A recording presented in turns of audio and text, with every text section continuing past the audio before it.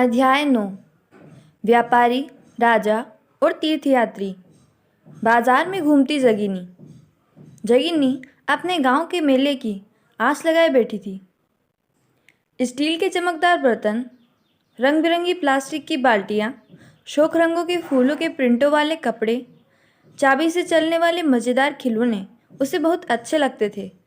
इन चीज़ों को बेचने वाले दुकानदार बसों और ट्रकों पर आते थे और रात को अपना सामान समेटकर वापस चले जाते थे। जगिनी को हैरानी होती थी कि ये लोग हमेशा इस तरह क्यों घूमते रहते हैं। उसकी माँ ने बताया कि वे लोग व्यापारी थे। वे चीज़ों को उन जगहों से खरीदते थे जहाँ ये बनाए जाते थे और फिर उन्हें मेलों में बेचते थे। व्यापार और व्यापारियों के बारे में जानकारी। अध्याय 8 में तुमने उत्तर के काले पॉलिश वाले बर्तनों के बारे में पढ़ा है। ये खूबसूरत बर्तन, खास तौर से इसकी कटोरियाँ तथा थालियाँ, इस उपमहाद्वीप के अनेक पुरास्थलों से मिले हैं। सवाल उठता है कि इन जगहों पर ये बर्तन कैसे पहुँचे होंगे। ऐसा अनुमान लगाया जाता है कि जहाँ ये बर्तन बनते थे वहाँ से व्यापारी इन्हें ले जाकर अलग अलग जगहों पर बेचते थे। दक्षिण भारत सोना, मसाले, खासतौर पर काली मिर्च तथा कीमती पत्थरों के लिए प्रसिद्ध था। काली मिर्च की रोमन साम्राज्य में इतनी मांग थी कि इसे काले सोने के नाम से बुलाते थे। व्यापारी इन सामानों को समुद्री जहाज़ों और सड़कों के रास्ते रोम पहुंचाते थे। दक्षिण भारत में ऐसे अनेक रोमन सोने के सिक्के मिले हैं। इससे यह अंदाज़ा लगाया जाता है कि उन दिनों रोम के साथ बहुत अच्छा व्यापार चल रहा था। क्या तुम बता सकती हो कि ये सिक्के भारत कैसे और क्यों पहुंचे होंगे?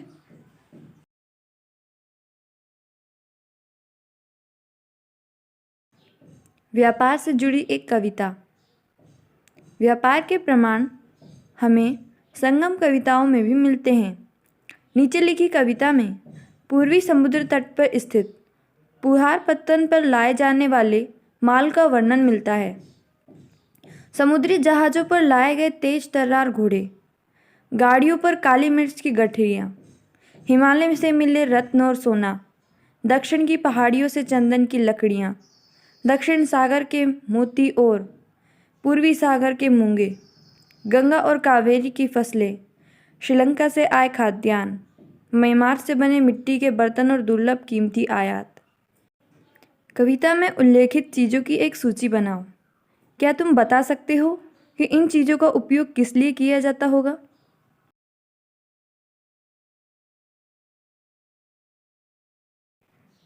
व्यापारियों ने कई समुद्री रास्ते खोज निकाले। इनमें से कुछ समुद्र के किनारे चलते थे, कुछ अरब सागर और बंगाल की खाड़ी पार करते थे। नाविक मानसूनी हवा का फ़ायदा उठाकर अपनी यात्रा जल्दी पूरी कर लेते थे। वे अफ्रीका या अरब के पूर्वी तट से इस उपमहाद्वीप के पश्चिमी तट पर पहुंचना चाहते थे तो दक्षिणी पश्चिमी मानसून के साथ चलना पसंद करते थे। इन लंबी यात्राओं के लिए मजबूत जहाज़ों का निर्माण किया जाता था। समुद्र तटों से लगे राज्य। इस उपमहाद्वीप के दक्षिणी भाग में बड़ा तटीय प्रदेश है। इनमें बहुत से पहाड़, पठार और नदी के मैदान हैं। नदियों के मैदानी इलाकों में कावेरी का मैदान सबसे उपजाऊ है। मैदानी इलाकों तथा तटीय इलाकों के सरदारों और राजाओं के पास धीरे धीरे काफ़ी संपत्ति और शक्ति हो गई। संगम कविताओं में मूवेंदार की चर्चा मिलती है। यह एक तमिल शब्द है जिसका अर्थ तीन मुखिया है। इसका प्रयोग तीन शासक परिवारों के मुखियाओं के लिए किया जाता है। ये थे चोल, चेर तथा पांड्य, जो करीब 2300 साल पहले दक्षिण भारत में काफ़ी शक्तिशाली माने जाते थे। इन तीन मुखियाओं के अपने दो दो सत्ता केंद्र थे। इनमें से एक तटीय हिस्से में और दूसरा अंदरूनी हिस्से में था। इस तरह 6 केंद्रों में से 2 बहुत महत्वपूर्ण थे। एक चोलों का पत्तन पुहार या कावेरीपट्टनम, दूसरा पांड्यों की राजधानी मदुरै। ये मुखिया लोगों से नियमित कर के बजाय उपहारों की मांग करते थे। कभी कभी ये सैनिक अभियानों पर भी निकल पड़ते थे और आसपास के इलाकों से शुल्क वसूल कर लाते थे।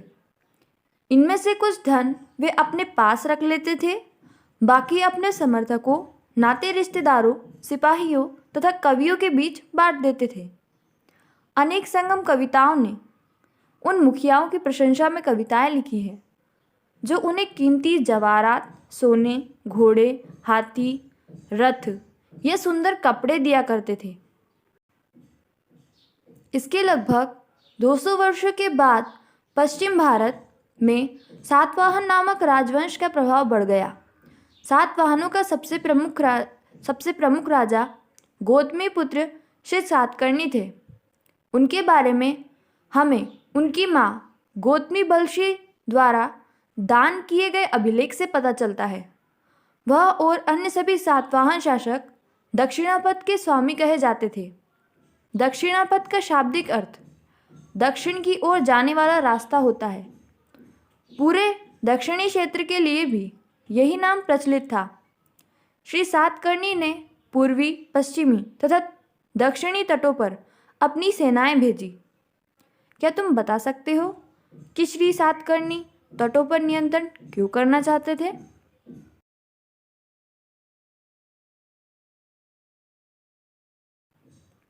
रेशम मार्ग की कहानी। कीमती चमकीले रंग और चिकनी मुलायम बनावट की वजह से रेशमी कपड़े अधिकांश समाज में बहुमूल्य माने जाते हैं। रेशमी कपड़ा तैयार करना एक जटिल प्रक्रिया है। रेशम के कीड़े से कच्चा रेशम निकालकर सूत कताई होती है और फिर उससे कपड़ा बुना जाता है। रेशम बनाने की तकनीक का आविष्कार सबसे पहले चीन में करीब 7000 साल पहले हुआ। इस तकनीक को उन्होंने हजारों साल तक बाकी दुनिया से छुपाए रखा, पर चीन से पैदल, घोड़ों या ऊँटों पर कुछ लोग दूर दूर की जगहों पर जाते थे और अपने साथ रेशमी कपड़े भी ले जाते थे। जिस रास्ते से ये लोग यात्रा करते थे वह रेशम मार्ग, सिल्क रूट के नाम से प्रसिद्ध हो गया। कभी कभी चीन के शासक ईरान और पश्चिमी एशिया के शासकों को उपहार के तौर पर रेशमी कपड़े भेजते थे। यहाँ से रेशम के बारे में जानकारी और भी पश्चिम की ओर फैल गई। करीब 2000 साल पहले रोम के शासकों और धनी लोगों के बीच रेशमी कपड़े पहनना एक फैशन बन गया। इसकी कीमत बहुत ही ज़्यादा होती थी क्योंकि चीन से लाने में दुर्गम पहाड़ी और रेगिस्तानी रास्तों से होकर जाना पड़ता था। यही नहीं, रास्ते के आसपास रहने वाले लोग व्यापारियों से यात्रा शुल्क भी मांगते थे। मानचित्र 6 को देखो। ये रहा मानचित्र 6। इसमें सिल्क रूट तथा उसकी शाखाओं को दिखाया गया है। कुछ शासक इसके बड़े बड़े हिस्सों पर अपना नियंत्रण करना चाहते थे क्योंकि इस रास्ते पर यात्रा कर रहे व्यापारियों से उन्हें कर, शुल्क तथा तोहफे के जरिए लाभ मिलता था। इसके बदले ये शासक इन व्यापारियों को अपने राज्य से गुजरते वक्त लुटेरों के आक्रमणों से सुरक्षा देते थे। सिल्क रूट पर नियंत्रण करने वाले शासकों में सबसे प्रसिद्ध कुषाण थे। करीब 2000 साल पहले मध्य एशिया तथा पश्चिमोत्तर भारत पर इनका शासन था। पेशावर और मथुरा इनके दो मुख्य शक्तिशाली केंद्र थे। तक्षशिला भी इनके ही राज्य का हिस्सा था। इनके शासनकाल में ही सिल्क रूट की एक शाखा मध्य एशिया से होकर सिंधु नदी के मुहाने के पत्तनों तक जाती थी। फिर यहाँ से जहाज़ों द्वारा रेशम पश्चिम की ओर रोमन साम्राज्य तक पहुँचता था। इस उपमहाद्वीप में सबसे पहले सोने के सिक्के जारी करने वाले शासकों में कुषाण थे। सिल्क रूट पर यात्रा करने वाले व्यापारी इनका उपयोग किया करते थे। सिल्क रूट पर गाड़ियों का उपयोग क्यों कठिन होता होगा? चीन से समुद्र के रास्ते भी रेशम का निर्यात होता था। मानचित्र 6 में से ढूंढो। समुद्र के रास्ते रेशम भेजने में क्या सुविधाएं और क्या समस्याएं आती होंगी?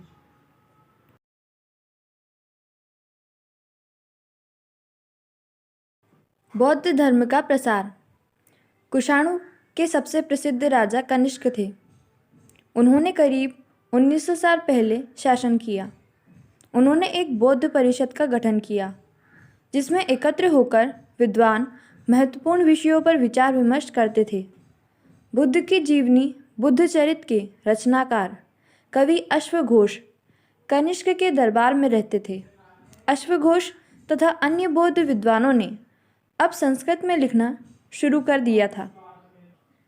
सांची के स्तूप का एक मूर्ति चित्र।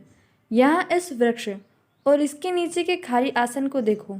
मूर्तिकार ने यह बताने के लिए खुदाई करके यह मूर्ति बनाई कि बुद्ध को ज्ञान की प्राप्ति इसी वृक्ष के नीचे बैठकर ध्यान करते हुए हुई, जैसा कि हमें इस चित्र में दिखाया गया है। इस समय बौद्ध धर्म की एक नई धारा महायान का विकास हुआ। इसकी दो मुख्य विशेषताएं थीं। पहले, मूर्तियों में बुद्ध की उपस्थिति सिर्फ कुछ संकेतों के माध्यम से दर्शाई जाती थी। मिसाल के तौर पर उनकी निर्वाण प्राप्ति को पीपल के पेड़ की मूर्ति द्वारा दर्शाया जाता था। पर अब बुद्ध की प्रतिमाएं बनाई जाने लगी। इनमें से अधिकांश मथुरा में तो कुछ तक्षशिला में बनाई जाने लगी। दूसरा परिवर्तन बोधिसत्व में आस्था को लेकर आया। बोधिसत्व उन्हें कहते हैं जो ज्ञान प्राप्ति के बाद एकांतवास करते हुए ध्यान साधना कर सकते थे, लेकिन ऐसा करने के बजाय वे लोगों को शिक्षा देने और मदद करने के लिए सांसारिक परिवेश में ही रहना ठीक समझने लगे। धीरे धीरे बोधिसत्व की पूजा काफ़ी लोकप्रिय हो गई और पूरे मध्य एशिया, चीन और बाद में कोरिया तथा जापान तक भी फैल गई।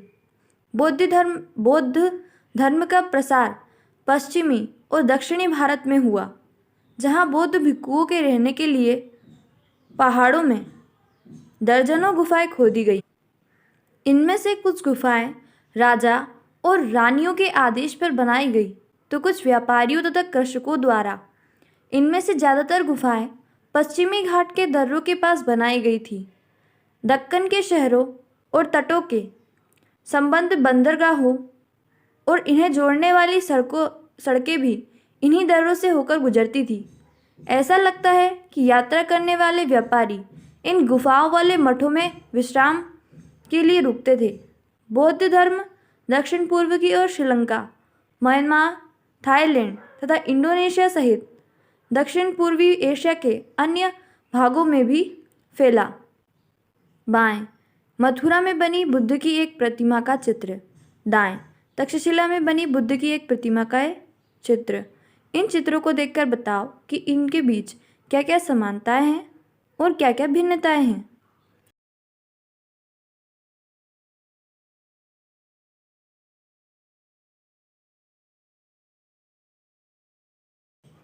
थेरवाद नामक बौद्ध धर्म का आरंभिक रूप इन क्षेत्रों में कहीं अधिक प्रचलित था। पृष्ठ 100 को एक बार फिर पढ़ो। क्या तुम बता सकती हो कि बौद्ध धर्म इन इलाकों में कैसे फैला होगा?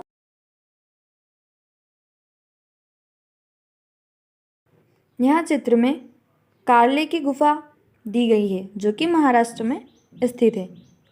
तीर्थयात्रियों की जिज्ञासा। व्यापारी काफिलों में तथा जहाज़ों पर दूर दूर जाया करते थे। बहुत से तीर्थयात्री भी उनके साथ यात्रा पर निकल पड़ते थे। तीर्थयात्री वे स्त्री पुरुष होते हैं जो प्रार्थना के लिए पवित्र स्थानों की यात्रा किया करते हैं। इसी तरह भारत की यात्रा पर आए चीनी बौद्ध तीर्थयात्री फाशियन काफ़ी प्रसिद्ध हैं।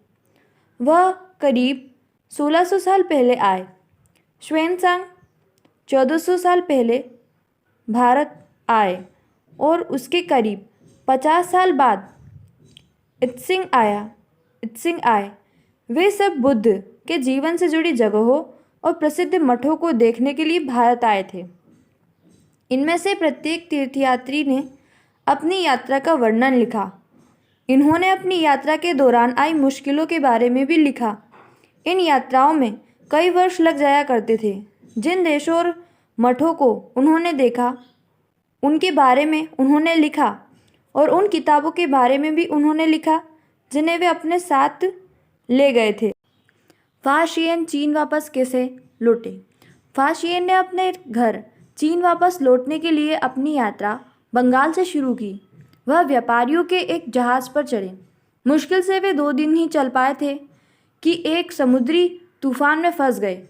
व्यापारी अपने जहाज को डूबने से बचाने के लिए उसमें से अपने माल को फेंककर जहाज को हल्का करने की कोशिश करने लगे। फाशियन ने भी अपने सामान को तो फेंक दिया, पर अपनी उन पांडुलिपियों और बुद्ध की मूर्तियों को नहीं फेंका जिन्हें उन्होंने अपनी भारत यात्रा के दौरान संकलित की थी। अंततः 13 दिनों के बाद आंधी रुकी। उन्होंने समुद्र का वर्णन इस प्रकार किया है। समुद्र असीम है। सूर्य, चांद या तारों की गति को देखे बिना यह पता लगा पाना असंभव है कि पूर्व किधर है या पश्चिम किस दिशा में है। अगर बरसात और अंधेरा हो तो जहाज को हवा की रुख में ले जाने के अलावा और कोई चारा नहीं। जावा पहुंचने में उन्हें 90 दिन से भी ज़्यादा लगे। वह 5 महीने के लिए रुके। इसके बाद दूसरे व्यापारी जहाज में चढ़कर वह चीन पहुँचे। मानचित्र 6 में फाशियन द्वारा तय किए गए रास्ते को ढूंढो। बताओ कि फाशियन अपनी पांडुलिपियों और मूर्तियों को क्यों नहीं फेंकना चाहते थे।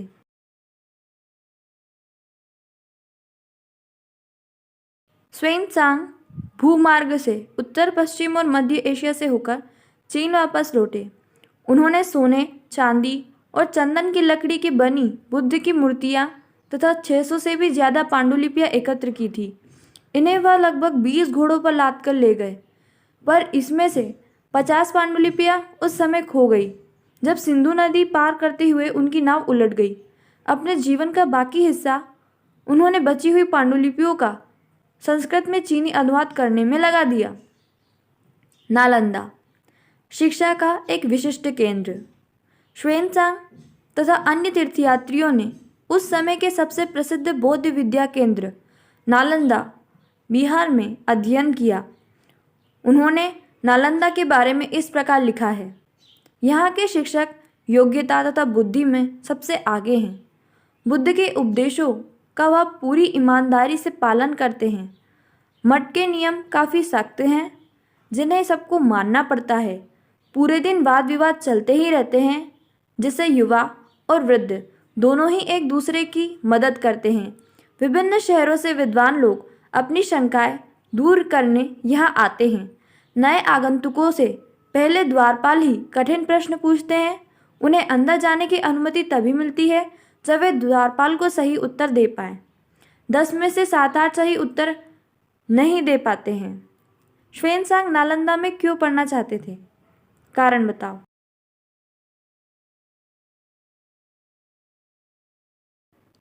भक्ति की शुरुआत। इन्हीं देवी देवताओं की पूजा का चलन भी शुरू हुआ। बाद में हिंदू धर्म की यह प्रमुख पहचान बन गई। इनमें शिव, विष्णु और दुर्गा जैसे देवी देवता शामिल हैं। इन देवी देवताओं की पूजा भक्ति परंपरा के माध्यम से की जाती थी। भक्ति उस समय काफ़ी लोकप्रिय परंपरा बन गई। किसी देवी या देवता के प्रति श्रद्धा को ही भक्ति कहा जाता है। भक्ति का पद सबके लिए खुला था, चाहे वह धनी हो या गरीब, ऊंची जाति का हो या नीची जाति का, स्त्री हो या पुरुष। वराह के रूप में विष्णु। एरन, मध्य प्रदेश की यह शानदार मूर्ति विष्णु के वराह रूप की है। पुराणों अध्याय 11 के अनुसार जल में डूबी पृथ्वी को बचाने के लिए विष्णु ने वराह रूप धारण किया। यहाँ पृथ्वी को एक स्त्री के रूप में दर्शाया गया है, जैसा कि हम यहाँ मूर्ति इस चित्र में देख सकते हैं। भक्ति मार्ग की चर्चा हिंदुओं के पवित्र ग्रंथ भगवद गीता में की गई है। भगवद गीता महाभारत का एक हिस्सा है। इसमें भगवान कृष्ण अपने भक्त और मित्र अर्जुन को सभी धर्मों को छोड़कर उनकी शरण में आने का उपदेश देते हैं, क्योंकि केवल कृष्ण ही अर्जुन को सारी बुराइयों से मुक्ति दिला सकते हैं। पूजा का यह रूप धीरे धीरे देश के विभिन्न भागों में फैलने लगा। भक्ति मार्ग अपनाने वाले लोग आडंबर के साथ पूजा पाठ करने के बजाय ईश्वर के प्रति लगन और व्यक्तिगत पूजा पर जोर देते थे। भक्ति मार्ग अपनाने वालों का यह मानना है कि अगर अपने आराध्य देवी या देवता की सच्चे मन से पूजा की जाए तो वह उसी रूप में दर्शन देंगे जिसमें भक्त उसे देखना चाहते हैं। इसलिए आराध्य देवी या देवता मानव के रूप में भी हो सकते हैं या फिर सिंह, पेड़ या किसी अन्य रूप में। जैसे जैसे इस विचार को समाज द्वारा स्वीकृति मिलती गई, कलाकार देवी देवताओं की एक से बढ़कर एक खूबसूरत मूर्तियाँ तैयार करने लगे। भक्ति भक्ति भज शब्द से बना है, जिसका अर्थ विभाजित करना या हिस्सेदारी होता है। इसका अर्थ यह है कि भक्ति भगवान और भक्त के बीच परस्पर एक अंतरंग संबंध है। भक्ति भगवान, भगवत या भगवान के प्रति झुकाव है। भगवत का एक अर्थ यह भी है जो अपने ऐश्वर्य तथा सुखों को भक्तों के साथ बांटता है, यानी भक्त या भागवत अपने देवी देवता के भक्त का हिस्सेदार होता है। एक भक्त द्वारा लिखी गई एक कविता। अधिकांश भक्ति साहित्य में हमें यही बताते हैं कि धन, ऐश्वर्य या ऊंचे पद के जरिए कभी ईश्वर से आत्मीयता नहीं बन सकती। करीब 1400 साल पहले शिव भक्त अप्पार द्वारा तमिल में लिखी एक कविता का यह एक अंश है। अप्पार एक वेल्लाल था। नष्ट होते अंगों वाला कुष्ठ रोगी, ब्राह्मणों की नज़र से निचली जाति का व्यक्ति, कूड़ा करकट बटोर कर अपनी जीविका चलाने वाला इंसान, अगर ये लोग भी गंगा को अपनी जटाओं में छिपा लेने वाले शिव के दास बन जाए तो मैं उनकी आराधना करूँगा, क्योंकि वे मेरे ईश्वर समान हैं। कवि सामाजिक प्रतिष्ठा और भक्ति में किसको ज़्यादा महत्व देते हैं?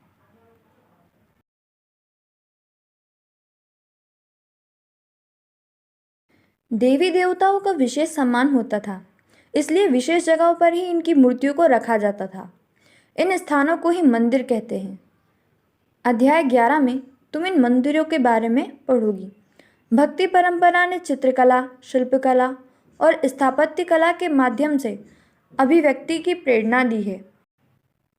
हिंदू शब्द इंडिया शब्द की तरह ही सिंधु या इंडस से निकला है। यह शब्द अरबों तथा ईरानियों द्वारा उन लोगों के लिए उपयोग किया जाता था जो सिंधु नदी के पूर्व में रहते थे। यही शब्द उनके धार्मिक विश्वास तथा सांस्कृतिक परंपराओं के लिए भी प्रयुक्त होता था। अन्यत्र करीब 2000 साल पहले पश्चिमी एशिया में ईसाई धर्म का उदय हुआ। ईसा मसीह का जन्म बेथलहम में हुआ, जो उस समय रोमन साम्राज्य का हिस्सा था। ईसा मसीह ने स्वयं को इस संसार का उद्धारक बताया। उन्होंने दूसरों को प्यार देने और उसी तरह दूसरों पर विश्वास करने का उपदेश दिया, जिस तरह हर व्यक्ति दूसरों से प्यार और विश्वास की उम्मीद करता है। बाइबल में ईसा मसीह के उपदेश की बातें लिखी हैं। यहाँ एक अंश दिया गया है। धन्य है वे लोग जो धर्म और न्याय के लिए भूखे प्यासे रहते हैं, उनकी कामनाएं पूरी होंगी। जो दयालु हैं वे धन्य हैं, क्योंकि उन्हें दया मिलेगी। धन्य है वे जो दिल से पवित्र हैं, क्योंकि वे ईश्वर के दर्शन कर सकेंगे। धन्य है वे जो शांति स्थापित करते हैं, वही ईश्वर की संतान कहलाएंगे। ईसा मसीह के उपदेश साधारण लोगों को बहुत पसंद आए और धीरे धीरे यह पश्चिम एशिया, अफ्रीका तथा यूरोप में फैल गए। ईसा मसीह की मृत्यु के 100 सालों के अंदर ही भारतीय उपमहाद्वीप के पश्चिमी तट पर पहले ईसाई धर्म प्रचारक पश्चिमी एशिया से आए। केरल के ईसाइयों को सीरियाई ईसाई कहा जाता है, क्योंकि संभवतः वे पश्चिम एशिया से आए थे। वे विश्व के सबसे पुराने ईसाइयों में से हैं। मानचित्र 6 को देखो और पता लगाओ कि किस रास्ते में ईसाई धर्म प्रचारक भारत आए होंगे।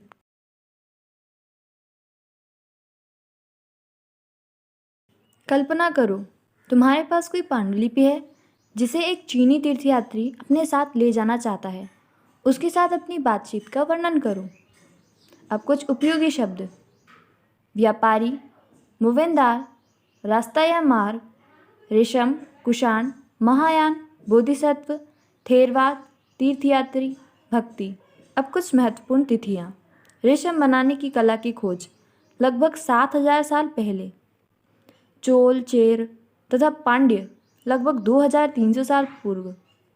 रोमन साम्राज्य में रेशम की बढ़ती मांग लगभग 2000 साल पहले। कुषाण शासक कनिष्क लगभग 1900 साल पहले। फाशियन का भारत आगमन लगभग 1600 साल पहले, 1600 वर्ष पहले। श्वेनसांग की भारत यात्रा, अपार की शिव स्तुति की रचना लगभग 1400 साल पहले।